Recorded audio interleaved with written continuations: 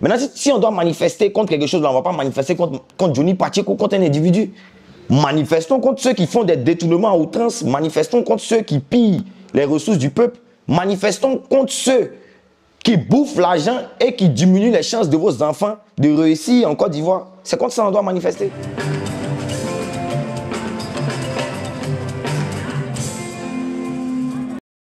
Ici, Ibrahim Ziggy, le patriote 2.0, celui qui fait peur à celui qui te fait peur. Bon, Ziggy, en vrai, c'est un jeune qui est vraiment animé par un sentiment de vérité et de justice. C'est à la base un très bon footballeur, très bon orateur aussi, hein. Bon, ça dépend du contexte. Mais en vrai, Ziggy, c'est quelqu'un de bien, c'est quelqu'un qui n'est pas totalement compris, mais bon, à la fin, il a toujours raison.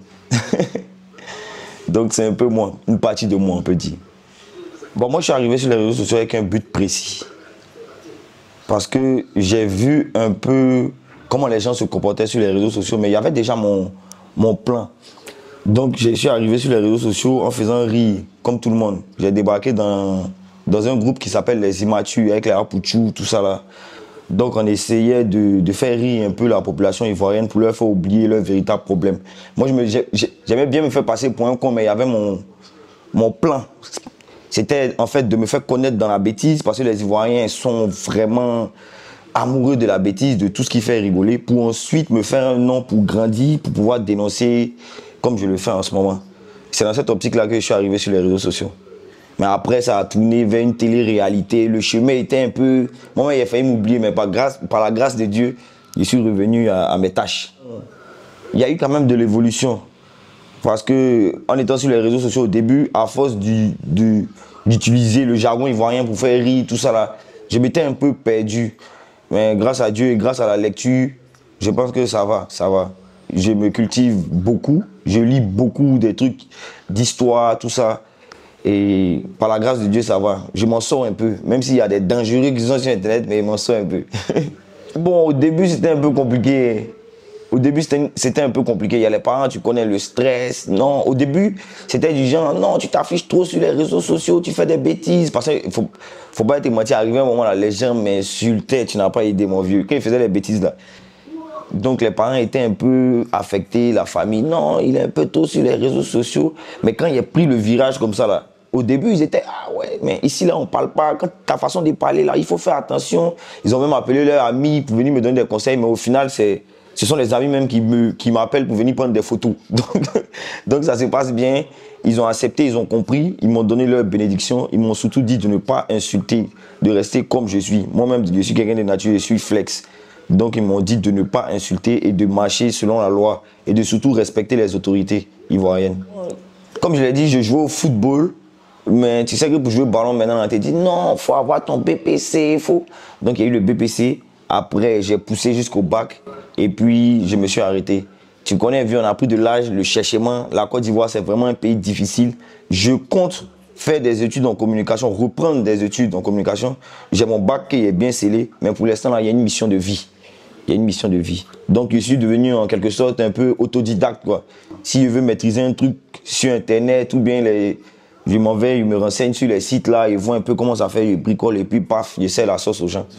J'ai joué à la SEC, j'ai joué à Cyril Domoro, j'ai joué à l'Académie de Donkoff, j'ai joué à Kobe, j'ai joué à Vincent. Vincent, c'est un centre de formation du lycée français. Bon, il était un peu en annexe quoi, du lycée français Blaise Pascal. Là, il prenait les petits chocos de là-bas, on a joué ensemble. On devait même partir jouer un tournoi en France, mais après, la vieux, tu connais les beaux ivoiriennes là, elles ont tout fait, elles ont gâté ma carrière. Elles ont gâté ma carrière, vieux. On dit entraînement, on m'appelle, les filles là, non, Ziggy, viens aller ici, viens aller là-bas. Petit gourmet net là, ici assis, en train de boire les soins, il y a tout, il a fait des ballons, tout. Bon, mais il commence à me chercher sur le terrain maintenant. Mais c'est quand c'est dans les pieds, hein. Ceux qui ne croient pas là, vous pouvez venir. C'est dimanche, on joue au Val d'un 2. En vrai, et ça il faut que je le dise à tous ceux qui jouent au football ou qui veulent vraiment jouer au football. J'aimais le football, je croyais que j'aimais le football, mais à voir comment certains pros se sont privés de beaucoup de choses. Vraiment, si vous voulez jouer au football, soyez disciplinés. Ce n'est pas de la rigolade. Au début, on se disait non, on va jouer au football parce qu'on n'aimait pas partir à l'école. Mais en vrai, là, le football est plus difficile que l'école. Hein. Tu arrives à 6 heures, c'est l'alimentation, même les fréquentations. Si vous voulez jouer au football, soyez discipliné. C'est le conseil que je peux vous donner. Moi, j'étais polyvalent, mon vieux. C'est milieu, sortant droit, sortant gauche. Mais après, ils m'ont mis en milieu récupérateur. C'est là-bas que moi-même, j'ai vu que vraiment, j'ai vraiment le sens du partage et de la récupération des bons trucs. Tu récupères le ballon et on voit, paf, paf, paf. C'est inné, mon vieux. Là, maintenant, je suis un milieu récupérateur, mais dans un autre domaine. Aruna Dendane, sans... Je ne veux pas aller chercher des trucs, non. Moi, quand tu me vois jouer, tu vois Aruna Dendane. Au passage, je le salue. Vraiment, c'est quelqu'un qui m'a vraiment inspiré dans le football. Débordement, passement des jambes. C'est vrai, il y avait Drogba. Mais les gens oublient, ont complètement oublié comment la balle se retrouvait chez Drogba. C'est parce qu'il y avait un Aruna Dendane qui faisait un travail efficace sur les côtés. Donc moi, c'est Aruna Dendane. Le football et les études vont de pair. Donc, tu ne peux pas être un joueur talentueux et puis tu n'es pas cultivé. Remarquez, souvent, il y a des amis à nous qui sont au quartier. Bon, ils se retrouvent dans tel championnat, un championnat portugais. Le gars va parler portugais, tu vois. Donc, si vous voulez jouer au football, il faut d'abord faire des études pour comprendre. Parce que derrière le football, c'est toute une industrie. Donc, allez-y à l'école et jouez au football. Et soyez disciplinés. Soyez très disciplinés. C'est tout ce que je peux vous donner comme conseil. Et si vous le voulez véritablement, cela va venir à vous. Mais soyez toujours disciplinés. La discipline d'abord. Bon stoïcien. En vrai, Samo, oui, c'est mon frère. Même père, même mère. Bon, on est proches, mais dans la rue, tu vois, chacun est dans son business. Lui, à la base, il joue au foot aussi. Il a joué à l'équipe nationale du Burkina. Bon, chez les mini ou seniors, il ne me rappelle plus. Il a joué en Thaïlande. Il a joué ici dans des clubs. C'est mon frère, en tout cas. Je le soutiens dans tout ce qu'il fait. Dans tout ce qu'il fait. Au début, lui aussi, on peut dire qu'il était un peu pessimiste par rapport à mes prises de position, mais je pense qu'il m'a compris. Il m'a compris. Donc, il ne vais pas trop le gêner dans son showbiz. Je suis dans mon coin aussi. Concernant Didi B, c'est quelqu'un que j'apprécie parce que c'est un combattant. C'est-à-dire que l'être humain même, le Didi B, je l'ai observé plusieurs fois. C'est vrai, il paraît un peu... Moi, c'est ma façon de voir les choses. Hein. Il est un peu arrogant, oui, mais en vrai, c'est un homme. C'est quelqu'un de bien. C'est quelqu'un que j'apprécie. Mais comme on est dans le showbiz, mon vieux, moi, je suis suspect. Il n'y a pas pitié dedans, Didi. Dégage, nous, on s'assoit un peu en main. On a tous souffert. Ah. Mais si on compare Didi B à Imra, c'est de sa faute. C'est la faute à Didi. Parce que je dis ça toujours. Quand quelqu'un est au sommet, là, ceux qui sont vraiment faits pour le sommet, quand tu es au sommet, là, tu ne regardes pas en bas de la pyramide.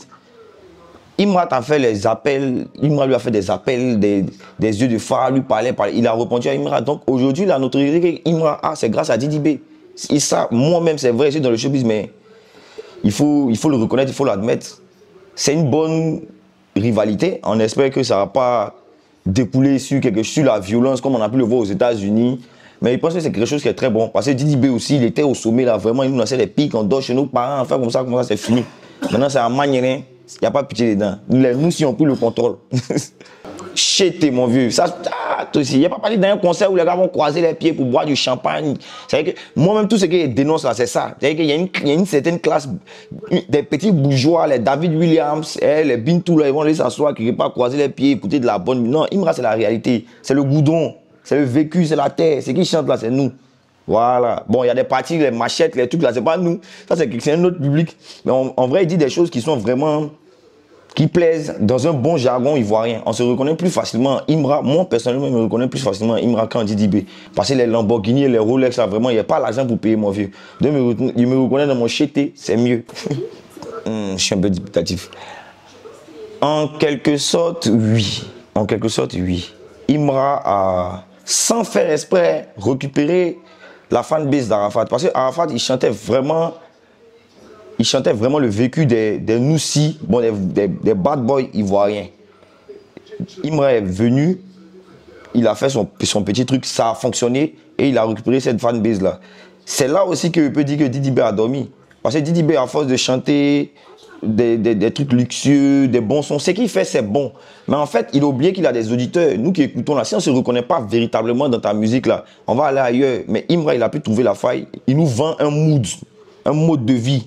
Quand tu arrives un matin comme ça, tu écoutes le chété, tu sais que tu dois bobo pour monter. Mais quand tu écoutes Didi B, tu sais que tu es en haut, mais tu dois lutter pour ne pas descendre. Donc, c'est les deux classes-là qui s'affrontent. Étant donné que nous, les poignons, on est beaucoup, c'est pour ça qu'une fois que tous les conseils d'Imra sont remplis. Donc, Didi, tu sais ce que tu as à faire. Chante pour les pauvres, raconte le vécu des pauvres, et puis, après, on verra si on doit te soutenir. Mais pour l'instant, c'est suspect aussi. Donc, désolé. Mais bien sûr. Mais à 200% même, il regarde une petite anecdote. En fait, les Occidentaux, ils ont leur façon à eux de chanter. Donc Didi B, ce serait vraiment difficile pour lui d'arriver en France avec le flow français pour s'imposer. Il doit pouvoir se réadapter un peu, mais pas trop. Niska, il vient à Abidjan pour faire featuring avec Fior de Bio parce que c'est quelque chose qui sort du commun. Nyomi LA qui est bon. Tu n'as pas t'arrêter d'un bon petit Gaulois. Tu vas lui demander Nyomi LA, il ne sait pas ce que ça signifie, mais le mood, c'est ça qui plaît. Et c'est ce que Imra est en train de faire. Il a réussi à prendre notre jargon, nos mots, notre culture pour faire voyager ça. Didi B avait décollé, il avait bien réussi, mais il est rentré trop dans le truc du petit blanc. Mais parce que je le connais, il est talentueux, il va se réadapter. Bon, c'est vrai que Didi B, je ne l'aime pas à 100%, il l'aime peut-être à 45%, mais j'invite toute la nation ivoirienne à se rendre à son concert. C'est vrai, moi-même j'aime Chété, j'aime Suspect, c'est vrai, mais il faudrait qu'on parte à son concert. C'est pour la culture ivoirienne, c'est la culture ivoirienne qui a fait un grand pas de plus encore. Donc, allez-y massivement au concert de Didi B. Peut-être moi-même, je serai là-bas s'il m'offre un ticket, bien sûr. Mais il n'y a pas payé ça, mon an, c'est chaud. Mais je vous encourage à vous rendre au stade pour vraiment accompagner Didi B vers son rêve. Donc, voilà. En vrai, au départ, il était confiant, mais après, quand un Ivoirien doit compétir, là, le stress des réseaux sociaux, il a dit, frère, on tabassé mon grand frère. Et puis, Joe... Donc après, je me suis rendu au combat, ça a commencé, il était un peu chaud. Et quand il est vu un peu fatigué, là, vraiment, il était à 2 doigts de monter sur le ring, hein, vieux. Il était à 2 doigts. Tu as vu, avant, quand ton frère se bat avec quelqu'un, et puis tu vois que le gars est en train de dominer ton frère, là, il était à 2 doigts de faire ça. Hein. Mais bon, en vrai, certaines personnes disent qu'il a perdu. Moi, ça me fait rire, ils ne connaissent rien au MMA. Il a remporté les 2 premiers rounds. Et le 3e round, il a perdu complètement. Il a perdu complètement. Étant donné que c'est 3 rounds, il a remporté les 2 premiers rounds. Et il a perdu le 3e round. Ça fait 2-1. Côte d'Ivoire, Mali, 2-1. Et ça restera comme ça. Et si tu dis que tu veux ta revanche, il faut taper l'œil, vieux. Tu n'auras pas de revanche. On a fini ton avance. Il faut laisser ça. Il y a là un canou là. Tu vas mettre les gris là sur lui pour frapper le jeune. Il faut laisser. Il faut laisser pour toi, Dieu. Ça a toujours été son rêve. Après, bon, tu sais, quand on était petit, moi, quand j'ai commencé à jouer au foot avant lui, et lui faisait du judo. C'est après, il a vu les ballons Ronaldo et les hauts quand il est venu. Donc lui-même, depuis petit, mais il pense qu'il était prédestiné à ça. Hein. Il était prédestiné à ça, donc je l'encourage. Si c'est vraiment ce qu'il veut faire, il n'a qu'à bien faire. Il n'a qu'à aller faire ça en France, les petits Français, il va les taper. Et les Africains se battent pour 300 000 là, ça lui, ils vont te tuer, hein, les gens ont des difficultés en Afrique ici. Il faut laisser MMA de Côte d'Ivoire, il faut aller en France, aux États-Unis là. Tu t'entraînes bien, tu manges 3 fois par jour bien, tu t'entraînes te battre les petits blancs qui n'ont pas de problème. Ceux qui montent sur le ring ici là, c'est les gens, les parents sont malades, mais ils viennent salim pardon, il faut laisser. Bon, Tapsi, moi c'est mon gars. Hein. Tamsi, c'est mon ami, je connais son grand frère mort, on était ensemble à Cocody, il était à un moment un peu difficile de sa vie, il dormait chez Juan Pierre, le papa d'Arafat, c'est là-bas, je pense, hein, c'est là-bas qu'il s'est bien truc. Donc c'est mon gars depuis longtemps, mais concernant ce qu'il a fait là, je suis vraiment pas content de lui, quoi. Je suis vraiment pas content de lui, les gens me parlent de lui, il a pris 80, combien de pourcents, ou bien il a pris 70, même s'il il devait appeler les gars, pour dire, étant donné que nous sommes une famille, voici, on doit se partager le truc. Les gars allaient peut-être accepter qu'ils prennent peut-être 50%, voire 40%. Mais de là à prendre... Bon, si c'est vrai, vraiment, parce que depuis, ils n'ont pas encore prononcé, ce qu'on a vu là, si c'est ça qu'elle a là, vraiment, Tamsi Azaï. Mais moi, ça ne m'empêche pas de l'appeler de temps en temps pour prendre les 100 000, les 200 000 lui. Hein. Toi aussi.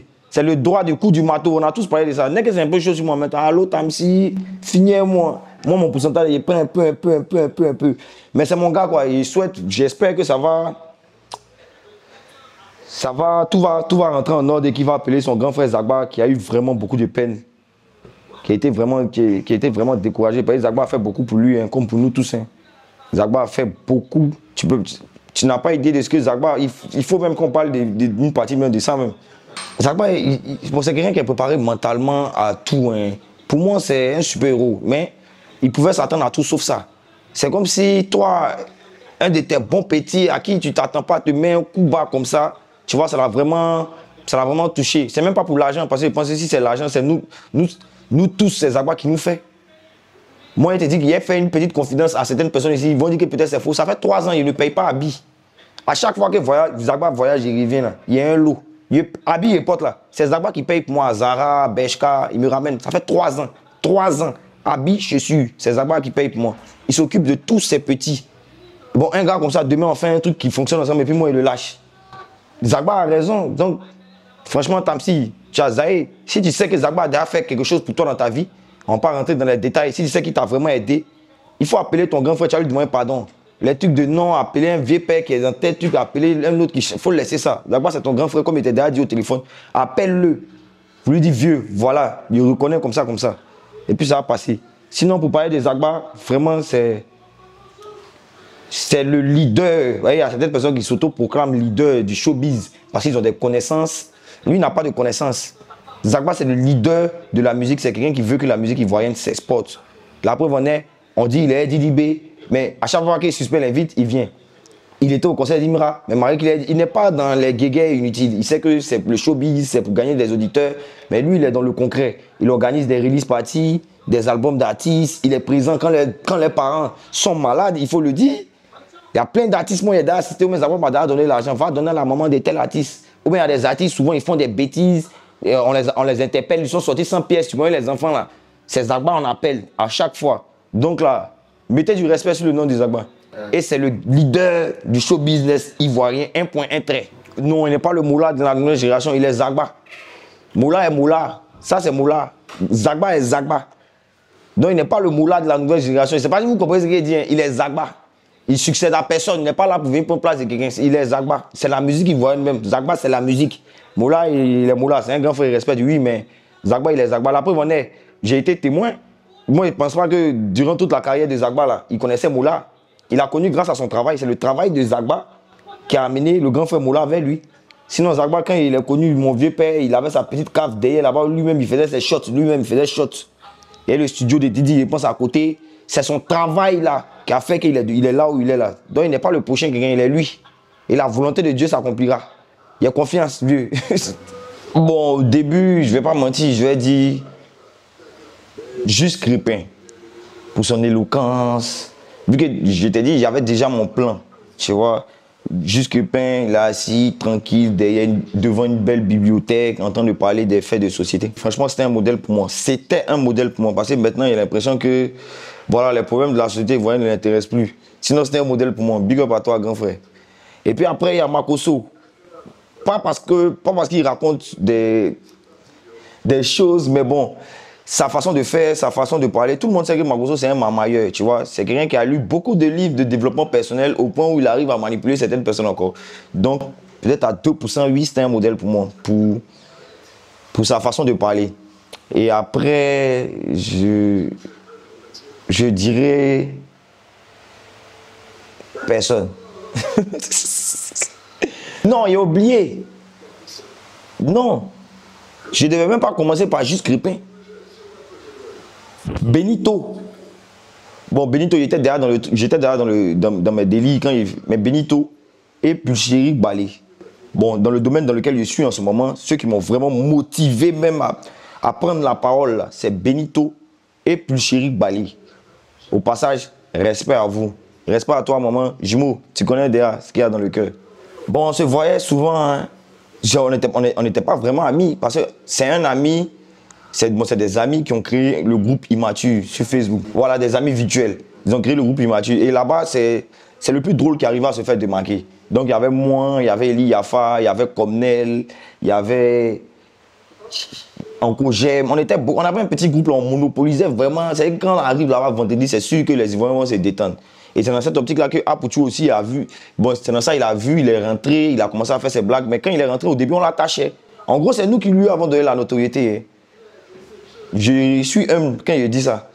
À force de l'attacher, faire des clashs avec nous, il aimait porter des pantalons serrés, tout ça, il me souvient bien.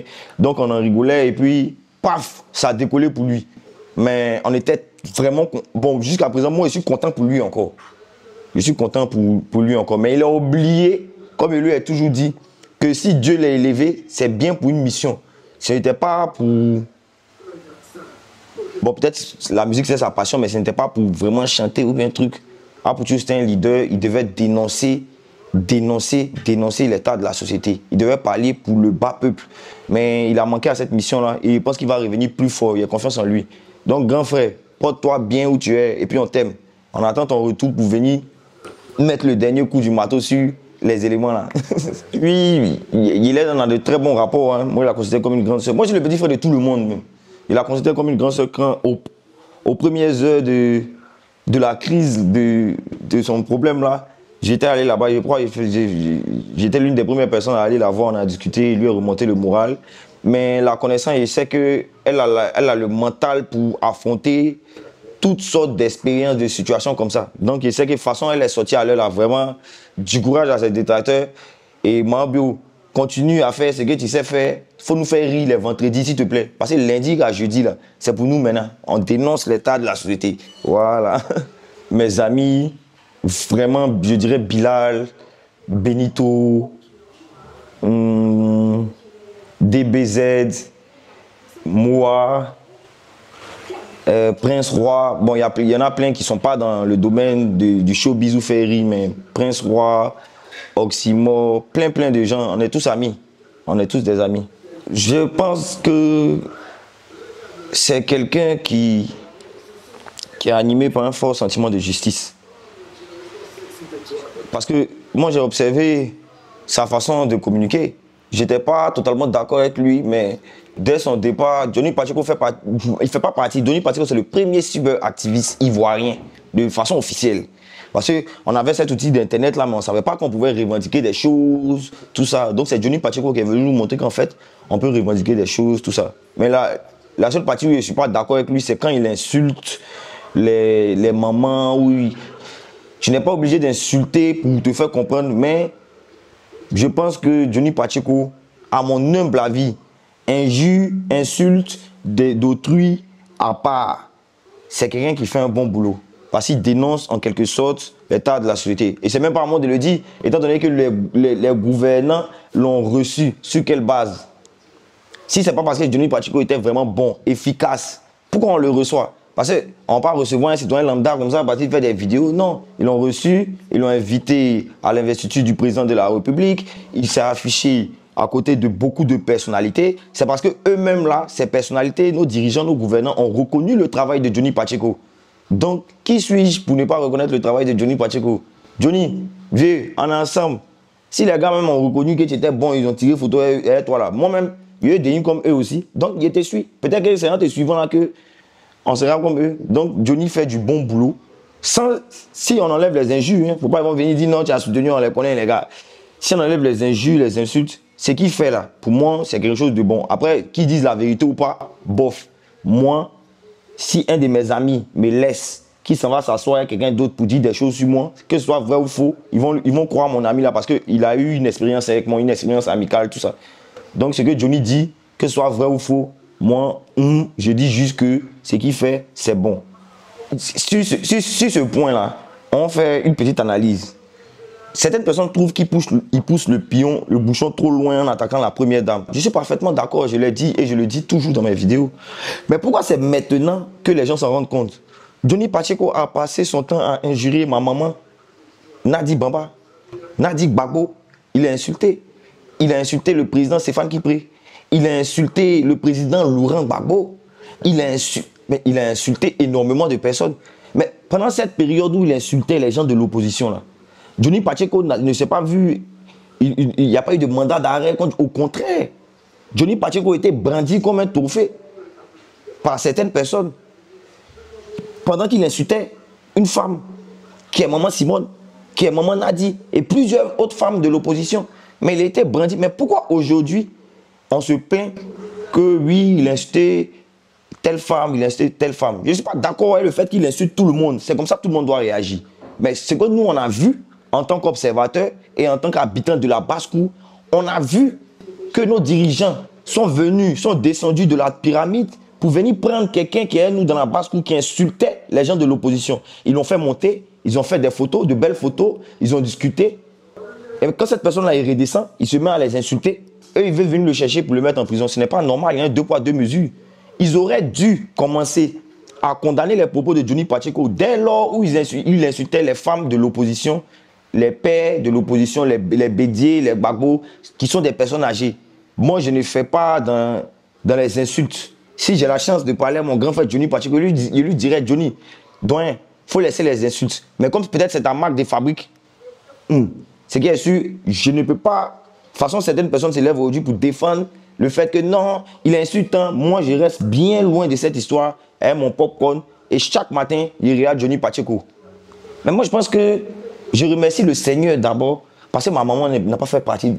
Ma maman n'est pas partie marcher ces dames-là. Je ne vais pas insulter les mamans. Mais les mamans, soyons sérieux. Vous vous levez. Lundi, vous partez au plateau. Vous organisez une marche contre un individu qui réside en Finlande. C'est-à-dire loin des réalités de la Côte d'Ivoire. Nous, vos enfants, nous prenons des risques. Nous, on nous menace jour et nuit. On prend des risques, pourquoi? Ce n'est pas nous qui allons au marché. Et même si on parle de cherté de la vie, là, mais on arrive quand même à attraper nos 1000 francs pour moyen nos gabas. On parle de panier de la ménagère, on parle de factures d'eau, d'électricité, de scolarité, de frais d'hospitalisation. Nous, on se lève pour parler de ça. Vous nous laissez et vous partez organiser une marche contre Johnny Pacheco qui est en Finlande, sous le prétexte qu'il a insulté notre maman, la mère de la Côte d'Ivoire. Je suis d'accord avec vous, mais les problèmes qui sont là d'abord, pourquoi vous avez laissé ça pour partir parler de Johnny Pacheco, des injures, des insultes, mais toutes les personnalités publiques sont exposées à des injures, à des insultes. Messi ne va pas se fâcher, on ne va pas avoir une marche contre Messi parce que les supporters de Cristiano Ronaldo l'insultent. Non, on a un pays à construire. Donc les mamans, ce que vous avez fait là, franchement, hein, en toute humilité, beaucoup de gentillesse, vous avez zaï. Ne faites plus ça. C'est parce qu'elles sont instrumentalisées. Parce que lundi, déjà, les mamans là, elles font quoi au plateau? Je suppose que si elles ont Internet, elles regardent ce qui se passe, elles savent tout ce qui se passe dans le pays. C'est que c'est des dames responsables. Je suppose qu'elles travaillent, étant donné qu'on nous a dit qu'il y a 2% de chômage. Donc, c'est les 2% de chômage qui étaient au plateau, c'est les moments-là. C'est vous. C'est vous. Sinon, lundi, normalement, tu ne laisses pas tes enfants, ton mari, pour aller faire une manifestation contre un individu. On a un ministère de quoi là même? Des affaires étrangères. On a un ministère de la justice. On a une police, la PLCC, qui est très efficace. Mais ils voient tout le monde. Quand Johnny Pacheco fait ce live, il y a plus de 20 000 personnes qui sont connectées. Donc, ils savent ce qu'ils doivent faire concernant Johnny Pacheco. Mais vous, les mamans, ce que nous, vos enfants, on vous demande, c'est de vous lever pour parler par rapport à la cherté de la vie au coût du transport. Parce que nous aussi, on parle là, c'est pour vous. Donc, on a qu'à s'entraider. Maintenant, si on doit manifester contre quelque chose, là, on ne va pas manifester contre Johnny Pacheco, contre un individu. Manifestons contre ceux qui font des détournements à outrance. Manifestons contre ceux qui pillent les ressources du peuple. Manifestons contre ceux qui bouffent l'argent et qui diminuent les chances de vos enfants de réussir en Côte d'Ivoire. C'est contre ça qu'on doit manifester. Déjà, je tiens à féliciter Dame Assetou Traoré pour le courage qu'elle a eu face à cette situation. Moi, j'ai fait ma petite analyse dans ma tête. Je me dis que, est-ce que ce fameux monsieur Comé là, lui aussi n'a pas été arnaqué? Parce que, regarde toi-même, Comé Bakary, je suppose qu'il a beaucoup de moyens, il a de l'argent. C'est pas quelqu'un qui est du style à aller voir les chefs du village, ou bien soit peut-être il délègue des choses. On m'appelle, allô, j'ai vu un terrain à Angré, Durobité, tout ça là. Est-ce que tu penses que je peux avoir le terrain? Donc, étant donné qu'il a l'argent, il est dans une certaine classe, il connaît forcément des numéros, des contacts. Donc, il appelle au ministère. Et le ministère, forcément, lui dit que, ah, ok, oui, ce terrain-là, tu peux l'avoir, tout ça, comme ça, comme ça. Et c'est dans cette optique-là qu'il achète le terrain. Mais je pense que Comé lui-même, il ne sait pas dans quoi il est. C'est le problème, les gens disent que c'est Comé. Moi, dans ma tête, là, si c'est Comé vraiment, et que Comé n'a pas acheté les attestations villageoises, mais il n'y a rien, mais Comé doit être interpellé. Mais pourquoi Comé n'est pas interpellé? Dame Assetou a dit qu'à chaque fois qu'on le convoque devant une juridiction, il arrive à sortir. Mais c'est tellement simple. Moi, je suis Comé. Mon gars est au ministère. Peut-être c'est lui qui m'a doublé. Ah, tu m'as vendu un terrain, on m'a convoqué au 8e arrondissement à cause du terrain. Il m'en va là-bas. Donc quand j'arrive, mon gars du ministère automatiquement aussi qui a les contacts, il appelle certainement pour dire relâchez-le. Et on est dans ce triangle-là. Mais les plus grands perdants, ce sont nos parents. Ce sont ceux qui travaillent à la sueur de leur front pour avoir ne serait-ce qu'une petite parcelle dans leur propre pays. On ne peut pas exproprier des Ivoiriens comme ça à ce point-là. Et le cas de Maman Assetou, c'est juste la partie visible de l'iceberg. Il y a des gens même, tu ne te rends pas compte, ils n'arrivent même pas à parler parce qu'ils sont menacés. Mais moi, j'aimerais vous dire quelque chose. Vous êtes Ivoiriens. Vous êtes dans votre pays. Il y a 3 types de pouvoirs. Il y a le pouvoir judiciaire, il y a le pouvoir exécutif, il y a le pouvoir législatif. Ça, là, c'est leur pouvoir là-bas. Mais sinon, en bas ici, là, tu as transpiré pour payer ton terrain. Tu vois qu'il y a des magouilles dessus, là. Dénonce. Dénonce dans le respect du droit. Tu n'insultes pas quelqu'un, tu dénonces. Quelque chose est pour toi, on vient, on prend et on t'envoie des messages. Des gens se cachent derrière des profils où ils ont mis Batman. Ils te menacent et puis tu as peur. Dénonce. Donc, pour conclure, concernant le truc des ACD, là, c'est vraiment dommage. On entendait ça, oui, ils prennent les terrains des Ivoiriens pour donner à un tel, ils donnent ça à d'autres. On entendait. J'avais vraiment peur de croire à ça. Mais le cas de Komi Bakari, là, vraiment, du courage à la population ivoirienne. Que le gouvernement prenne des mesures très strictes. Et moi, personnellement, voici ce que j'attends de la part du ministre Papa Bruno. C'est peut-être fort, j'espère que ce n'est pas condamnable. Mais si j'étais à la place du ministre de la Construction, j'allais démissionner. Parce que quand une équipe de football joue mal, en Côte d'Ivoire, ici, on a chassé plusieurs entraîneurs à cause de ça. Il y a eu déjà un cas de détournement il n'y a pas longtemps au ministère de la Construction. Sur des terrains, là, a été pris. Là encore, on vient avec les cas des terrains qui ont été... Moi, à la place du ministre de la Construction, je démissionne. Et normalement, le gouvernement doit vraiment se pencher aux côtés du peuple. Le gouvernement doit vraiment être aux côtés du peuple. Mais là, on a l'impression qu'on a affaire à un club d'amis qui joue contre la population. C'est le ressenti que nous avons dans la basse-cour. Ceux que vous envoyez pour regarder, pour venir faire vos commissions, là, ils mentent. Nous, on a l'impression que nous, on est en train de mener un combat contre le gouvernement. Alors qu'on doit travailler de paix à ce que la Côte d'Ivoire puisse évoluer et puisse prendre son envol pour aller à la compétition des nations. Mais à l'heure où on est là, on n'a même pas maison, ils ont cassé notre maison. On ne peut pas payer facture, on ne peut pas payer Yango, on n'a rien, on va compétir quoi. Donc, assumez vos responsabilités de dirigeants, de chefs d'État et puis sauvez-nous. Sauvez-nous. Sauvez-nous maman, sauvez-nous papa, sauvez les Ivoiriens. Et qui sait, peut-être on va vous sauver aussi en 2025. Voici ce que je pense du gouvernement actuel. Je pense que le gouvernement a manqué, ça c'est mon ressenti personnel, nous a complètement délaissés. Le gouvernement nous a complètement oubliés. C'est vrai, on parle de 1 milliard par jour, 1 milliard par jour. Mais en vrai, ils vont nous demander, oui, est-ce que tu as fait la demande? Mais on a vu des gens qui ont fait la demande. On sait comment ça s'est terminé. À la fin, ils vont te donner quoi? 100 000, 200 000. On reste plus grand que ça. Mais au lieu de donner 1 milliard par jour aux jeunes, là, vous pouvez industrialiser les trucs. Vous pouvez peut-être même offrir des bourses d'études aux jeunes, aux mécaniciens, là, pour les envoyer en Chine. Ils vont aller apprendre, ils vont aller faire une formation sur la mécanique spatiale. Ils vont venir apprendre. C'est ça. Donner de l'argent, 1 milliard, ou mais tu vas venir ton projet, non, ils vendent du pain. En tout cas, pour moi, je pense que le gouvernement nous a vraiment délaissés. Et la politique actuelle du gouvernement n'est vraiment pas... C'est-à-dire que je ne suis même pas allé à ça même. Je ne vais même pas mentir. La politique actuelle du gouvernement de Côte d'Ivoire là ne m'arrange pas. Il parle pour moi. On nous a parlé de réconciliation nationale. On a même créé un ministère de la réconciliation nationale qui suçait l'argent du contribuable. Mais où est la réconciliation? Il n'y a pas de réconciliation en ce moment. Parce qu'on voit bien qu'il y a un camp pour qui tout est permis. Et puis il y a nous là qui essayons d'être des patriotes, qui dénonçons certaines choses. On nous menace. Donc pour moi, la gestion du gouvernement, ils doivent revoir. Je ne suis pas sûr que le président de la République est au courant de ce qui se passe là. Mais papa, en clair, en même, c'est-à-dire que nous qui sommes dans la basse-cour, on ne va pas te mentir, hein, c'est gâté. Il n'y a pas quelqu'un qui a te promener dans tous les quartiers, dans les gares, où il y a les trucs là, et puis ils vont parler ton bon nom vieux. Tout le monde est fâché, c'est la Djidji. Ceux qui viennent parler, oui, c'est sur les réseaux sociaux. La preuve même que c'est des menteurs là. Ils ne parlent pas à visage découvert. Ils créent faux profil pour parler. Nous, on parle Didi. Vieux, c'est chaud. Ils ont cassé les maisons de nos parents.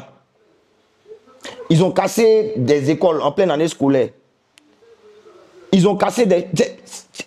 C'est-à-dire, on n'arrive plus à comprendre. C'est vrai, il faut développer, mais le développement, c'est l'être humain d'abord. C'est l'être humain, on met au centre du développement. Le président de la République a réalisé d'énormes choses. Les ponts, les routes, oui, on est d'accord. Mais est-ce que ça profite à la population? Est-ce que nous, là, on bénéficie en quoi de ça? Donc, franchement, la gestion du gouvernement, là, moi, je ne vais pas mentir, un vieux. Moi, il ne m'arrange pas. À moins que, peut-être quand on parle là, on n'est pas encore arrivé aux élections. S'ils commencent à nous écouter, il n'y a pas de problème. Mais là, quand on parle, non, on envoie les bulldogs pour venir nous menacer. Parce que ceux qui ont faux profil, on ne sait pas c'est quel animal. Peut-être qu'il y a derrière un faux profil, peut-être qu'il y a un allié. Tu n'es pas présenté en forme physique comme un homme. Donc, on ne peut pas savoir si tu es un bulldog ou si tu es un être humain. Si tu es un être humain, viens ton véritable profil. Donc, quand nous on dénonce là, c'est les bulldogs là qui arrivent pour venir nous casser les noisettes. Mais on tient le coup. On tient le coup. Nous, on est prêt à mourir, hein, pour que le pays soit géré bien et que la politique sociale soit bien menée et que tous les Ivoiriens profitent de l'an du cacao, du café, toutes les ressources que nous avons. Donc, pour conclure, je ne suis pas allé à la politique du gouvernement actuel, à moins que peut-être il change. Je parle en tant que citoyen qui connaît ses droits et ses devoirs. Donc, ne m'en voulez pas. Merci les doyens. Non, ça ne m'a pas fait peur. Ça m'a motivé à tout gâter, en fait. C'est-à-dire que j'étais en train de scroller sur TikTok et puis j'ai vu la photo de mon fils, de ma famille, de mes amis. Ils ont tous mis RIP dessus. Et une chanson, Babagnon. Quand j'ai vu ça, j'ai dit non, les gars là, ils vont me mettre en rogne. Après, je pense qu'il a fait une vidéo dans l'immédiat même. Mais je me suis calmé. Je n'ai pas posté la vidéo parce que généralement, je fais les vidéos quand je suis dans un état un peu calme. Après, il y a des menaces de on connaît chez toi, on connaît ta famille. Lors des élections, on va t'égorger, on va te truc. Mais moi, il me dit que c'est pas une façon de faire de la politique. Vous avez en face quelqu'un qui a des bouquins et vous voulez l'attaquer avec des machettes. Donc, revoyez votre façon de faire les choses. Cela ne bénéficie en rien aux partis politiques que vous soutenez. Eux aussi, ils aimeraient avoir des jeunes qui ont l'éloquence, qui savent parler, qui savent s'exprimer devant une caméra pour pouvoir vendre les bienfaits ou pouvoir vendre ce qu'ils ont pu réaliser pour la Côte d'Ivoire. Donc, à chaque fois que vous me menacez là, dites-vous que vous me rendez encore plus nerveux, encore plus fort. Là, il passe en mode super saiyan. Et vous n'avez pas le monopole de la vie de quelqu'un. Seul Dieu a le dernier mot. Si Gbagbo Laurent lui-même a essuyé des coups de canon, des missiles, des pumas, des trucs et qu'il est revenu encore en vie, c'est pas vous là, vos menaces là qui vont m'effrayer. Venez me tuer. De toute façon, on sait ça sera qui le responsable. Déjà, je pense que le président ne va pas se représenter parce que c'est un homme de parole. Il nous a dit en 2020 que c'était par cas de force majeure, un truc comme ça. C'était pour ça qu'il s'était représenté. Le président de la République nous a d'abord promis 5 ans. 5 ans, vous changez la misère dans laquelle nous sommes encore en 2025. Malheureusement, je pense qu'il y avait d'autres tâches qui l'attendaient, donc il a poussé à 10 ans. 10 ans, il a fait des choses vraiment extraordinaires. On est tous fiers de dire que nous sommes Ivoiriens. Quand on voit les infrastructures, d'accord. En 2020, il nous a dit clairement qu'il ne va pas se représenter. Il était félicité par Emmanuel Macron, président de la France. Il était félicité par le grand frère Salfo. Il était félicité par plein de sommités. Mais malheureusement, mon cher papa, que j'apprécie tant, d'ailleurs je salue la population de Korogo, papa Amadou Koulibaly, qui devait le remplacer, est décédé dans des conditions un peu... Et le président de la République est remonté sur le cheval pour dire qu'il allait se présenter. On a accepté parce que, bon, on s'est dit que les cadres du RHDP n'étaient pas encore aguerris. Et là, nous sommes en 2025. On part pour les élections d'octobre 2025. Je pense qu'il est grand temps que le président de la République range ses crampons et qu'il profite de sa retraite avec ses enfants et sa famille. Je ne suis pas d'accord pour un 4e mandat du président de la République. Ça, c'est mon avis et je pense que j'ai le droit par rapport à la Constitution. L'article 16 a dit qu'on a tous la liberté d'opinion, de pensée, d'expression, tout ça. Donc je pense que le président de la République ne doit pas se présenter. Maintenant, si le président de la République veut se présenter, il n'y a pas de problème. Il faudrait qu'on fasse une élection inclusive. une élection inclusive, on se rappelle, on a tous vu lors de l'élection de 2010, il y avait plus de 10 candidats, ou peut-être 9, je ne sais plus.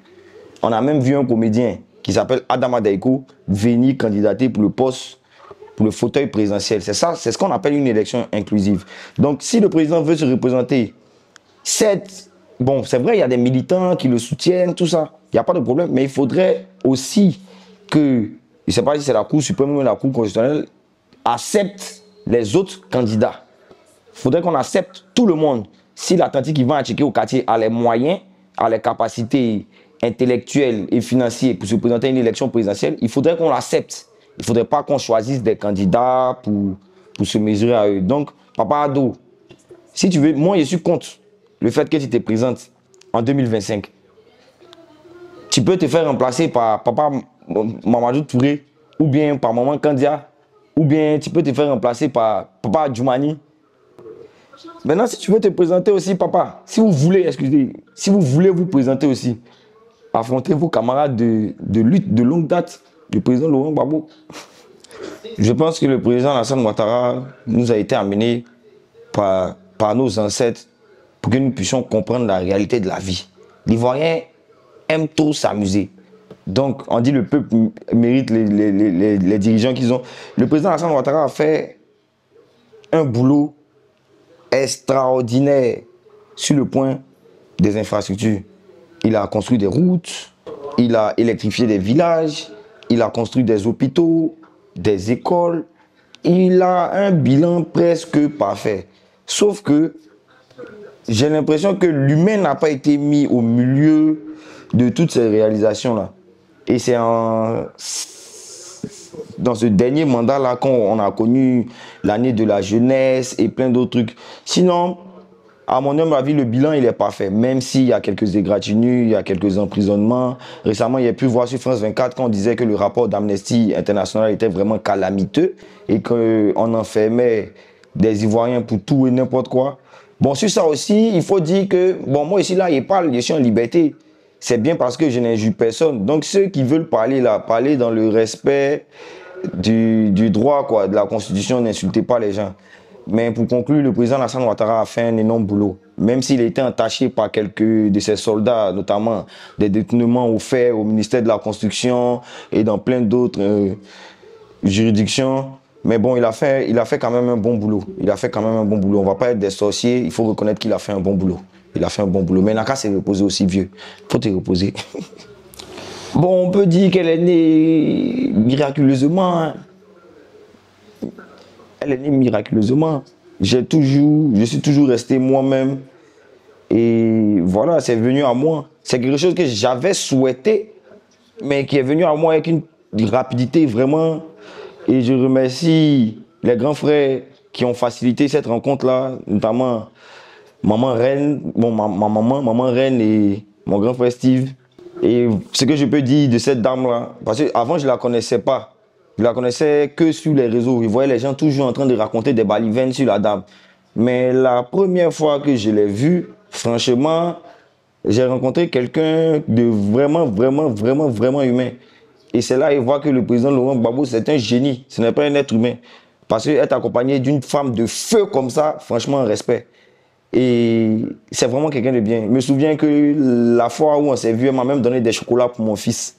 Donc merci à toi, maman. Et je t'aime beaucoup. Si on dit que maman Nadi Bamba a besoin d'un rein, elle doit se faire opérer, viens chercher pour moi. Si tu as besoin de cœur, je te donne pour moi. Tu as besoin de poumon, je te donne pour moi. Je suis ton fils, ça ne chauffe pas avec ma maman. Bon, j'ai été invité. Hein. J'ai été invité à la base, c'était des... Parce que moi, je dis toujours, moi, je ne suis pas PPACI. Certaines personnes pensent que je suis PPACI. Donc, étant donné tout ce que je fais, tout ça là, on m'a invité. C'est ce que je demande d'ailleurs aux autres partis politiques, de nous inviter aussi pour venir voir un peu comment ils fonctionnent. Donc, à la base, c'était une rencontre entre le président Laurent Gbagbo et la jeunesse de son parti.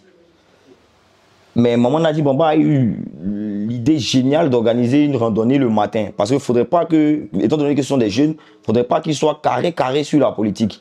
On peut faire une randonnée, discuter de famille, du quotidien. Et c'est comme ça qu'on est allé. C'était dans une ambiance très bon enfant. Après, on a fait un petit... Il y a un petit truc où on nous a fait un barbecue où elle a d'avalé un peu de djoula. On a bien mangé, mais elle nous a très bien reçus. Et l'après-midi, les jeunes du parti de Laurent Gbagbo se sont vêtus en costume pour aller écouter le fétiche de la Côte d'Ivoire. Il leur a donné des instructions que je vais pas dire ici, mais bon, je pense qu'ils ont entendu, ils ont compris. Ça, c'est leur bataille à eux. Moi, en tant que patriote 2.0, je suis dans mon rôle de dénoncer tout ce qui ne va pas dans la société. Et je précise encore, comme ma maman Nadi Gbagbo a dit, je ne suis pas PPACI. Je ne suis pas encarté, je n'ai pas de carte de parti. Je ne milite pas pour le PPACI. Voilà. Si on m'invite demain dans une manifestation du RAGP, j'irai là-bas. Si on m'invite dans une manifestation du PDCI, j'irai là-bas. Mais jusqu'à preuve du contraire, c'est que le PPACI qui m'invite. Donc, je suis désolé. S'ils m'en veulent là-bas, il faut qu'ils écoutent. C'est des politiciens. Ils ont un programme pour nous, les jeunes. Donc, ils doivent me rendre là-bas pour écouter. Si vous faites vos trucs que peut-être vous dites non, il est déjà temps, on ne va pas l'inviter. Ça, c'est vous qui voyez. Tant que le PPACI va m'inviter, moi, je serai là-bas. D'ailleurs, le 1er mars, on dit le président Laurent Gbagbo vient à Kouroudi. Ça, c'est ma commune. Donc, je sais que ça va vous énerver encore, mais je serai devant encore. Quand on parle de Laurent Gbagbo, déjà, je suis envahi même par une... je ne sais pas comment il a dit ça. C'est comment il a fait ma rencontre avec Laurent Gbagbo. Parce qu'à la base, moi, je suis ivoirien de père et de mère. Beaucoup de personnes disent que oui, Ziggy, il est burkinabé. Non, mon papa, il est comme moi. Il a des origines burkinabé aussi. Sinon, il est ivoirien. Donc, pendant les heures sombres de la Côte d'Ivoire, nous, qui avons un côté burkinabé, sans connaître véritablement la politique, on était déjà possédés par le fait que Gbagbo n'aime pas les étrangers. Donc, je l'ai toujours détesté. Je peux dire, certaines personnes pensent détester Gbagbo, mais moi, mon papa, il a perdu son travail au lycée Jean Mermoz à cause de la politique du président Laurent Gbagbo. Mais dans mes valvales de vouloir comprendre qu'est-ce qui s'est passé, parce que je ne savais rien. Moi, tout ce que je savais de Gbagbo, c'est qu'il n'aime pas les étrangers. Je me suis rendu à la bibliothèque à côté de Saint-Jean, de l'église Saint-Jean à Cocody. À la base, je partais chercher un livre sur le président Alassane Ouattara. Donc, je rentre. Je demande, est-ce que je peux avoir un livre sur le président Alassane Ouattara, tout ça. Donc, on me propose des livres qui ont été écrits par des gens. Je dis non, il ne veut pas de livres qui ont été écrits par des gens. Il veut un livre que lui-même il a écrit. On dit, ah bon, on n'a pas ça ici. Il dit, mais essaye à ça. Donc, le gars, le libraire ou bien, je ne sais pas comment il dit, mais il rit. Il dit, bon, on peut te proposer pour Gbagbo. Hein. Il dit, ah bon, Gbagbo a écrit des livres. Mais oui. Donc, il me montre.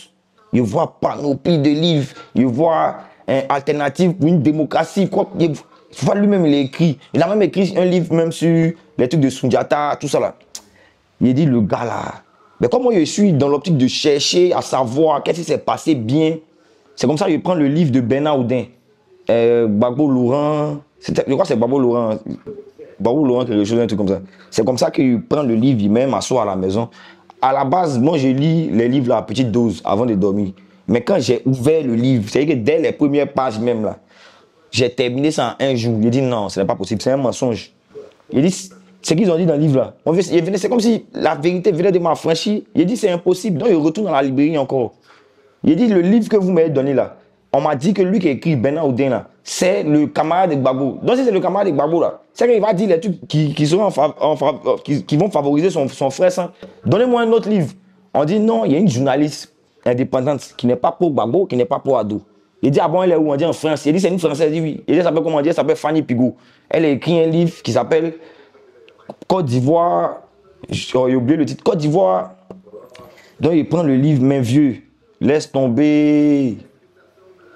Je découvre. C'est-à-dire qu'elle a écrit sans parti pris. Je découvre un Laurent Gbagbo encore plus. C'est ce que le gars a dit là. Ça vient compléter encore. Il dit, non, c'est faux. Donnez-moi un autre livre encore, mon vieux. François Maté. Il prend, il dit, mais attends, mais j'ai passé toute ma vie à détester quelqu'un que je ne connaissais pas. Il faut que justice soit faite, il faut que la vérité triomphe. Et c'est dans cette optique-là que j'ai dit que je vais parler pour la Côte d'Ivoire. Au début, les gens pensaient qu'il était PPACI. C'est pas PPACI, c'est ce qu'il dit là. C'est ce qui est vrai. Mais ça vous énerve parce que la vérité va du sens de Laurent Gbagbo. Ce n'est pas de ma faute, c'est ce qu'il a vu là. C'est ce qu'il a dit. Donc Gbagbo pour moi c'est le fétiche de la Côte d'Ivoire et je l'aime de tout mon cœur. Je ne suis pas PPACI, même si ça fait mal quand il fait cette nuance là. Je ne suis pas PPACI, mais Gbagbo seulement vieux, respect. C'est grâce à Gbagbo qu'on vote à 18 ans. C'est grâce à Gbagbo qu'il y a des élections en Côte d'Ivoire. C'est grâce à Gbagbo qu'on parlait des 8 écoles gratuites, tout ça. Gbagbo a fait énormément pour la Côte d'Ivoire. Si aujourd'hui vos politiciens préférés parlent et qu'on parle d'opposition et qu'on parle de combat politique, c'est à cause d'une seule personne, Laurent Gbagbo. Gbagbo a essuyé des missiles à cause de nous. Il a vu son ami Désiré Tagro mourir, Boka Doudou, tout ça mourir. Il a lutté pour contenir une rébellion pendant 10 ans. Il mérite quand même qu'on le respecte. Il mérite quand même qu'on le respecte. Vieux, moi je suis amoureux de toi. Hein. C'est pas amusement même. Je suis amoureux de toi. Je t'aime, Gbagbo Laurent. Je suis parfaitement d'accord avec le fait que le président Laurent Gbagbo se présente. Il a été écarté politiquement. Ils l'ont écarté. La politique, c'est un jeu. Bon, si on enlève les émotions, la passion, la politique, c'est un jeu. Il a été écarté. Il a commencé son combat depuis les années 90. Et c'est dans ce même combat-là qu'il est. Il ne va pas s'arrêter, sachant bien qu'il a fait plus de 8 ans ou bien combien d'années en prison. Il ne va pas s'arrêter. Donc, je suis complètement d'accord avec le fait que le président Laurent Gbagbo doit se présenter en 2025. La preuve en est, lors de l'élection 2010, le président Alassane Ouattara a gagné avec plus de 54, si je ne me trompe pas, ou de 50 et quelques %. Tout le reste, c'était pour le président Gbagbo. Donc, il a encore des militants. Et au PPACI, ce que j'ai pu comprendre dans leur façon de fonctionner, c'est des gens de gauche. Le problème, c'est que si Laurent Gbagbo n'avait pas été condamné à un braquage un peu drôle, je ne pense pas qu'il allait se présenter. Mais là, étant donné que le camarade président Laurent Gbagbo subit une injustice, tous ces combattants se mettent en ordre de bataille pour enlever l'épée Damoclès qui est sur sa tête. Parce que si ça reste comme ça, on écarte Gbagbo facilement, mais qu'est-ce qui prouve que la personne qu'ils vont choisir pour remplacer Gbagbo, ils ne vont pas faire pareil à lui. Donc autant crever l'abcès en même temps. Et parlons de cette condamnation de 20 ans, si tu veux bien.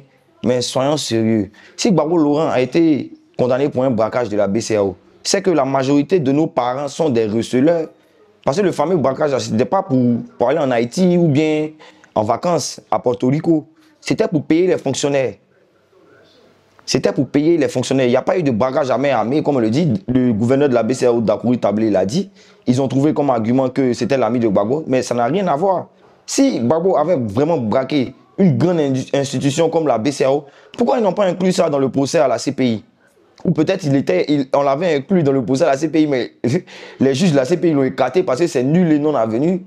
Mais c'est maintenant qu'on nous dit que Gbagbo est condamné à 20 ans de prison pour un braquage de la BCEAO. Moi, je dis que il faut qu'on arrête ce genre de passement des gens politiques. Si on a soulevé Papa Kakabe pour être ministre de la Réconciliation, c'est pas pour revenir en 2025 encore, dire que non, tel ou tel n'est pas candidat. J'ai vu dans le livre du président Laurent Gbagbo, une fois, est-ce que vous savez que c'est le président Laurent Gbagbo qui a permis que le président Alassane Ouattara soit candidat? Il a demandé à son homologue président, je crois, d'Afrique du Sud, de lui faire une lettre pour qu'il puisse venir présenter ça à ces gens de l'Assemblée, aux gens ivoiriens. Parce que le peuple n'allait pas le comprendre. Quand il n'allait pas venir se pointer dans les Ivoiriens pour dire non, le président Ado est candidat. Les gens n'allaient pas accepter. Donc c'est lui-même qui a configuré ça, tout ça. Et quand il a fait, il a dit aux gens de l'Assemblée de faire un truc, de faire sortir une loi là-bas pour que le gars se présente. Les patriotes de l'époque avaient décidé de manifester farouchement. Mais qu'est-ce que le président Laurent Gbagbo a fait? À ton avis, devinez, il a fait chicoter ses propres partisans à cause du président Alassane Ouattara. C'est ça, on dit que tu aimes ton pays. Pour éviter la guerre, là, tu es prêt à mettre ton ennemi politique. Parce que ce n'est pas son ennemi dans la vraie vie, c'est son ennemi politique. Ton ennemi politique sur la liste électorale pour dire allons-y, on se bat, on voit qui va gagner. C'est ce que le président Laurent Gbagbo a fait. Donc, pour nous qui avons été témoins oculaires, nous demandons aussi que le président Alassane Ouattara fasse un effort pour que son ami, son ennemi et ami de longue date puisse être candidat afin que la Côte d'Ivoire retrouve ses beaux jours. Parce qu'à l'air, on passe et mentir un vieux. Quand moi je sors et vois dehors tout en blanc-noir, tous les Ivoiriens sont en blanc-noir. Donc ramenez-nous la couleur. Et la couleur, c'est la paix. Et nous comptons sur vous. C'est pour ça que nous vous avons mis où vous êtes. Je me dis que c'est quelque chose qui... C'est pas joli à voir. c'est des choses qui devaient rester dans leur cuisine interne, mais ils ont fait sortir ça. Donc là, maintenant, tout le monde peut se prononcer là-dessus. Le président Bédié décède et le président Thiam vient le remplacer. Après ça, il y a Papa Bion qui dit qu'il était là depuis longtemps, tout ça. Je pense qu'ils peuvent s'entendre. En tout cas, le PDCI, c'est un parti vraiment de petits chocos. Je pense qu'il y a beaucoup d'intellectuels, tout ça. C'est un parti que j'apprécie. J'ai plein d'amis qui sont au PDCI, comme Yanis, comme John. Je pense que c'est des choses qui peuvent se régler. Mais il ne faudrait pas qu'on oublie ce pourquoi on doit mettre le président, c'est pour les Ivoiriens. Donc, il ne s'agit pas de prendre la défense de son clan, quitte à fracasser tout le monde. Non. Ce que je demande aux gens du PDCI, c'est d'être légèrement humble. Même si vous avez un dangereux cheval qui a fait de grandes études, il est fort, mais gardez en tête et à l'esprit que l'adversaire est rusé, l'adversaire politique que vous devez affronter. Donc, il serait mieux de vous allier au PPACI, c'est-à-dire derrière le président Laurent Gbagbo, et après, entre vous jeunes, Tidiane Thiam, Papa Blé-Goudé, tout ça, vous pourrez essayer de voir comment après, vous allez gérer ça. Sinon, en ce moment, de toute façon, c'est fait là. Mais je suis le PDCI aussi. Je vous soutiens, les gars, on est ensemble. Déjà, par rapport à la double nationalité de Thiam, comme il dit, je ne fais pas dans les attaques personnelles. C'est lui qui a décidé de prendre de la nationalité française. Je ne sais pas, il était dans quel problème, ou dans quelle situation à cette époque-là. Mais ce que je peux dire, c'est qu'il y a des Ivoiriens qui, tout comme lui, ont été en exil en France. Peut-être lui n'était pas en exil, mais des Ivoiriens qui ont été en exil en France, qui ont renoncé à prendre la nationalité française. Je parle ici du président Laurent Gbagbo. Il a renoncé à prendre la nationalité française parce qu'il aspirait diriger, il voulait diriger la Côte d'Ivoire et il savait qu'il allait diriger la Côte d'Ivoire un jour. Là où je ne suis peut-être pas d'accord avec le président Tidiane Thiam, même si je l'apprécie beaucoup, c'est le fait qu'il prenne la nationalité française. Et que je me dis que pour devenir président de la République, ce n'est pas du jour au lendemain, c'est quelque chose qu'on nourrit dès le bas âge. Donc si dans son programme, il avait voulu, il savait qu'il allait diriger la Côte d'Ivoire un jour, il devait renoncer à sa nationalité depuis belle lurette. C'est-à-dire bien même avant de prendre la tête du parti. Donc, pour faire un petit clin d'œil à mes amis du PDCI qui apprécient beaucoup, les gars, vous êtes dirigés par un VP Benguis. Donc, on espère qu'il va nous envoyer benguer nous tous. Hein. Ou bien c'est ça, ou bien c'est quoi le programme? C'est en sérieux. Le président Charles Blé-Goudé, c'est vraiment quelqu'un qui, étant donné que moi-même, je me fais appeler le patriote 2.0, je peux dire que c'est quelqu'un qui m'a vraiment marqué. C'est-à-dire tout petit comme ça, tu vois Blé-Goudé à la télé, 2004. Sortez comme ça, tu vois un gars avec son chapeau, tu le vois son matelas à la place de la République. Mais où est donc ce Blé-Goudé qui nous a motivés? Parce que c'est tellement facile. Moi, par exemple, si moi, c'est mon vieux père qui est au pouvoir, c'est lui qui gère la Côte d'Ivoire. Mais Papa Blé-Goudé, j'espère que vous n'aurez pas mal. C'est ce que les gens pensent qu'il dit. Je n'aurais aucun mal à prendre mon matelas pour aller devant l'ambassade de France, étant donné que c'est mon papa qui est au pouvoir. Je n'aurais aucun mal à dire aux Ivoiriens de sortir, de me mettre à la RTI. C'est face à l'adversité qu'on voit les vrais garçons. Vieux, c'est vrai, vous êtes devenus sages. Mais la vérité est là, nous on vous attend sur le terrain. De toute façon, on vous a connus là. Si vous ne redevenez pas comme ça, que vous voulez nous présenter une version de vous plus améliorée, vous allez perdre des électeurs. Soyez vous-même, Papa Blé-Goudé. Je suis pour sa candidature. Je souhaite qu'il s'allie avec son père, qui est Papa Laurent Gbagbo, qu'il revienne avec son papa Laurent Gbagbo, et qu'il redevienne lui-même. C'est vrai, il peut diriger la Côte d'Ivoire, mais il ne faudrait pas qu'il oublie qui sont les Ivoiriens. Les Ivoiriens, là, c'est les nous-ci, vieux. C'est vrai, les proverbes, la majorité des proverbes que vous faites là, les gens, ils ne comprennent pas. Les gens, ils ne comprennent pas. C'est parce qu'il y a beaucoup d'analphabètes qu'on est encore là, encore en train de dire que vous devez vous présenter, on est en train d'expliquer aux gens pourquoi vous devez vous présenter. Donc, vieux, dépose le costume. Je serai qu'un instant, redevient le Charles Blé-Goudé. Et nous, là, nous allons vous suivre. Mais pour l'instant, vieux, à faire des vestes, les discours, c'est vrai, il faut aller à la paix. Derrière même, nous, on est conscient qu'il faut aller à la paix maintenant. Mais les bises, les proverbes, moi, personnellement, c'est vrai, je l'aime beaucoup, mais ça ne me séduit pas. Politiquement, ça ne me séduit pas. Il y a bien du Charles Blé-Goudé qui est... Non, on ne peut pas le comprendre. Parce que l'adversaire maintenant est transparent. Le président Charles Blé-Goudé ne peut pas nous dire, pour quelqu'un qui est aussi instruit, qui ne sait pas qu'en ce moment-là même là, on est dans dans le temps additionnel, on lutte contre les forces occultes. On ne va pas se mentir.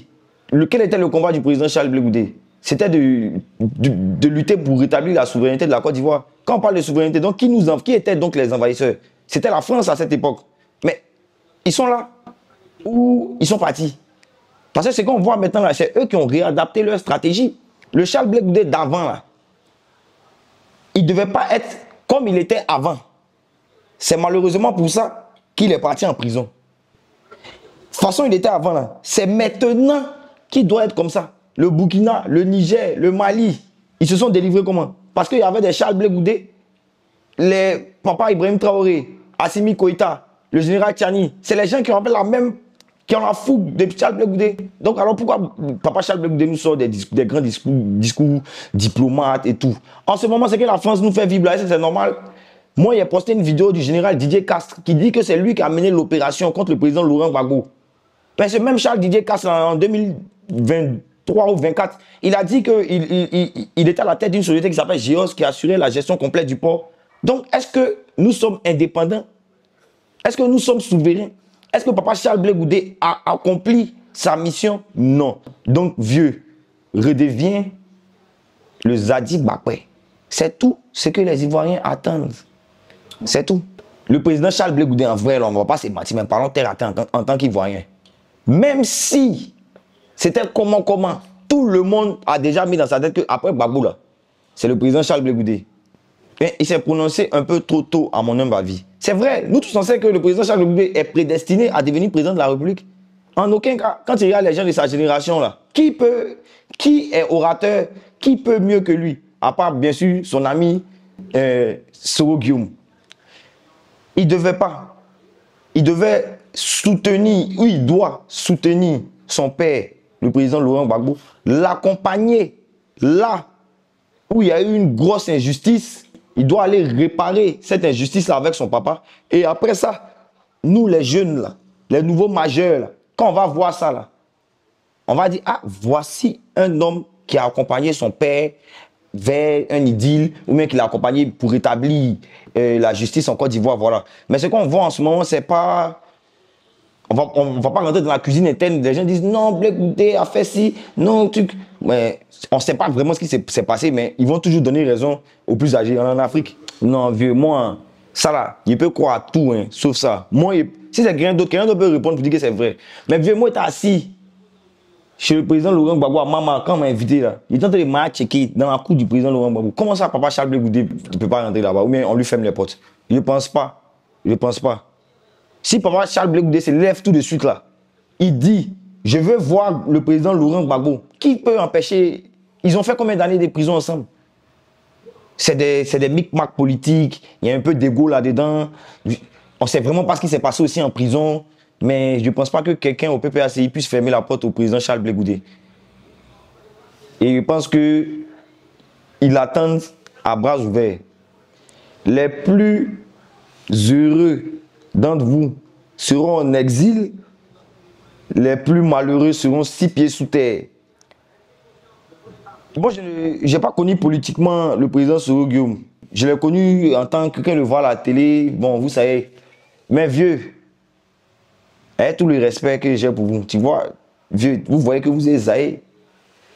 En tout cas, le président Alassane Dramane Ouattara est vraiment fort en politique parce qu'il a réduit le président Soro Guillaume en cyberactiviste. Parce qu'il a participé, j'ai vu la conférence qu'il est en train de mener avec ses militants. Mais c'est pas joli à voir.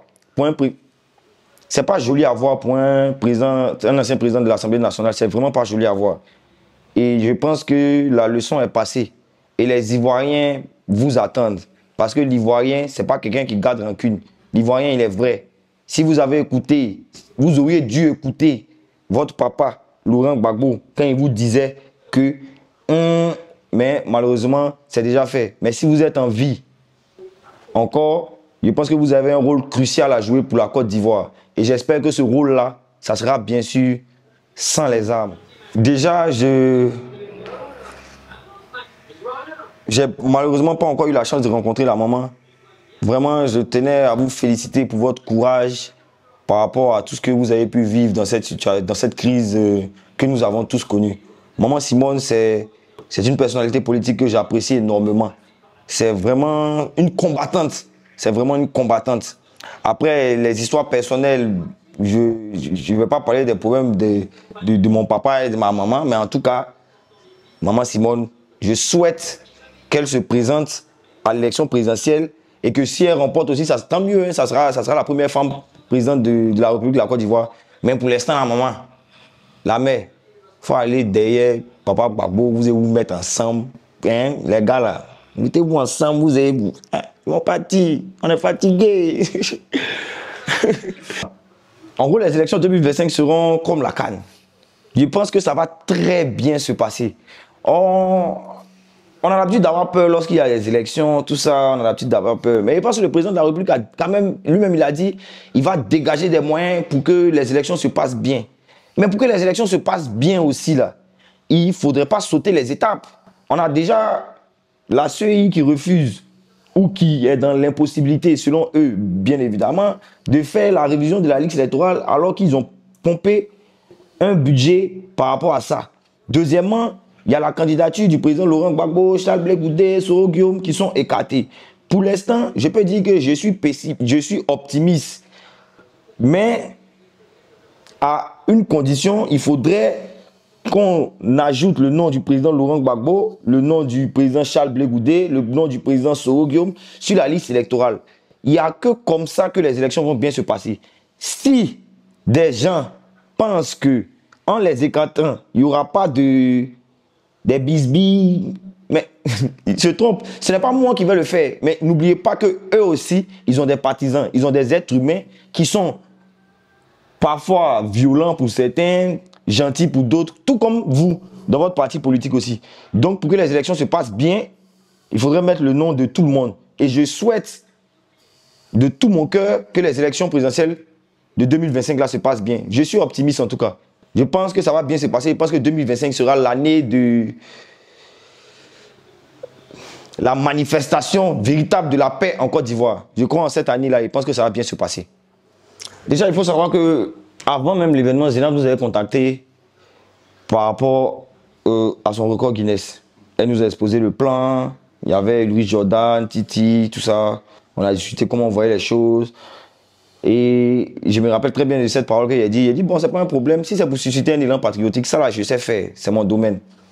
Et après ça, chacun rentrait chez lui. On partageait 2, 3 des affiches vite fait sur Internet. Et je crois que c'était à la veille. À la veille.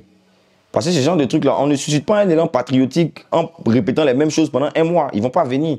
À la veille, je crois que c'était mon anniversaire.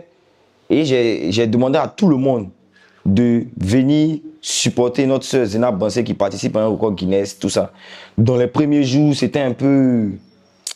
C'était pas vraiment ça. Donc, on est resté là-bas avec Capello. Il y a un gars qui s'appelait Capello, là. Donc, je suis resté là-bas jusqu'au matin. J'ai filmé, j'ai fait quelques prises. Je sais très bien ce qui peut plaire à l'Ivoirien. Donc, souvent, filmer un peu les cras, les gens qui s'amusent. Et puis après, on a lancé un message. On a lancé un direct. On a essayé de dire, non, mais votre soeur participe, vous venez pas, tout ça, comme ça. Et je ne sais pas quelle magie, on s'est retrouvé extrêmement débordé avec des gendarmes. C'est que la ruelle même était remplie. Franchement, je ne peux que remercier Dieu. Il n'y a pas de recette magique à ça. Je pense que l'appel a été fait avec mon cœur. Zénab aussi, elle a fait ses prières. Tout le monde a prié et voilà, ça a donné ce que ça devait donner. J'étais aussi au record Guinness de Mylène. C'était magnifique, c'était parfait, tout était bien. Et je souhaite aussi qu'elle valide, elle, son record Guinness. Je pense en vrai que... Est-ce que c'est cette histoire de 4 mois d'abord qu'elle est vraie? Si c'est vrai, qu'est-ce qu'on va? Non, moi je pense que les histoires de 4 mémoires là, c'est un argument qui a été donné peut-être par le Real, sinon, mais je pense peut-être que avec la fatigue accumulée, parce que j'observais beaucoup la régie, où il y avait les caméras, tout ça là. Les gars, ils ne dormaient pas, c'est ça. Ils ne se sont pas relayés. C'était monsieur Malibu avec son fils et quelques personnes de Reflect TV, je pense qu'il a. Mais ils n'ont pas vraiment dormi. Donc, arrivé un moment, je suis persuadé qu'ils ont perdu cette lucidité-là. de vérifier si... Parce qu'en vrai, les gens disent c'est les 4 mémoires, c'est les 4 mémoires. C'est pas les 4 mémoires. C'est des enregistrements qui ont sauté. Et tout de suite, là, tu peux lancer un truc, tu lances, ça filme pendant 1 heure. S'il n'y a pas 4 mémoires derrière, ça ne tourne pas. Donc ça tourne pendant 1 heure. Mais dans l'euphorie, le monde, tu oublies de venir remplacer pour recommencer un tournage. Donc c'est comme ça qu'il y a des petites séquences qui ont manqué. Donc ils étaient obligés de compléter ça avec les vidéos des brutes, des reflets TV. Alors que Record Guinness, ils sont pas dedans. Eux, ils veulent les caméras fixes sur la dame. Parce que quand on change d'axe, de trucs, on se dit, bon, à cet instant précis là, peut-être elle est partie se reposer, ou bien elle est partie manger, ou bien elle est partie dormir, tu vois. Le record, c'est 6 jours sans dormir. On a besoin de caméras fixes qui allaient tourner H24. Donc, c'est ce qui, en vrai, n'a pas bien fonctionné. Sinon, les histoires de 4 mémoires, comme certaines personnes le racontent là, ah, tiens, même dans les comptines pour bébé là. Mais du courage à Zenab, c'est pas de sa faute. Le réalisateur aussi, il ne veut pas mettre ça sur lui, parce que 6 jours sans dormir, moi j'étais présent là-bas, c'est quand même quelque chose d'énorme. Arrivé à un moment, tu n'as même pas idée. C'est que c'est les réalisateurs là même, c'est eux qui venaient accueillir les autorités, la police, la gendarmerie, tout ça là. Tout le monde était débordé. Donc on peut quand même pardonner à ce monsieur-là. Ceux qui disent qu'on a qu'à l'emprisonner, tout ça là, vous ne connaissez pas le métier. Demandez à leurs collègues qui fument là. C'est difficile, hein? 6 jours sans dormir, t'amuses. Je pense que le record Guinness envoie des gens pour vérifier les installations, pour vérifier si tout est OK. Et quand ça finit, ils bougent. Je ne suis pas sûr, c'est une supposition. Je pense qu'ils envoient des gens pour venir checker, pour voir si tout est OK, tout est dans les normes. Et puis après, quand ça tourne H24, eux, ils sont chez eux, ils attendent. Ils ont forcément un représentant ici. Et puis après, tu leur envoies les enregistrements par je ne sais quel moyen, parce que c'est que ça va peser et tout ça. Donc, voilà. Oui, on a eu un échange parce qu'après le record Guinness, elle a reçu tous les dons qu'elle a reçus. C'est là d'ailleurs qu'il a vu que c'est vraiment...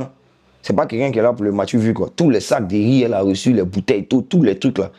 Elle a tout pris, elle a dit allons donner aux pauvres, allons donner à plus pauvres. Mais c'était la plus belle journée de ma vie. Au début là, il dit non, attends, cachez au moins 5 sacs de riz vieux. Mais à chaque fois qu'on arrivait dans les quartiers précaires, regardez les visages des gens, tu leur donnes un sac de riz, les moments tu es béni, les enfants, tu leur lances des jouets. Franchement... C'était vraiment magnifique. Donc, merci, Zenab. Et on a de bons rapports. C'est vrai, elle est beaucoup occupée. Ils l'ont décoré, tout ça, elle est beaucoup occupée. Mais quand je peux, on se fait des coucous. Je sais qu'elle est découragée. Bon, elle était découragée. Lors de l'appel qu'on a eu, elle était un peu découragée. Mais à la fin, là, il a senti quelque chose dans sa voix. Elle m'a dit, je vais le refaire. Je lui ai dit, non, mais il y a 6 jours encore. Zenab, elle a dit, non, il a refait. Il n'y a même pas de problème.